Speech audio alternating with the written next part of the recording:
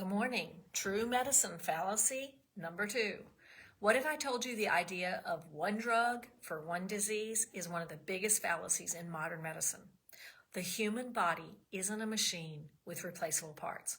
It's a complex, adaptive, self-regulating system, and science has proven this over and over again.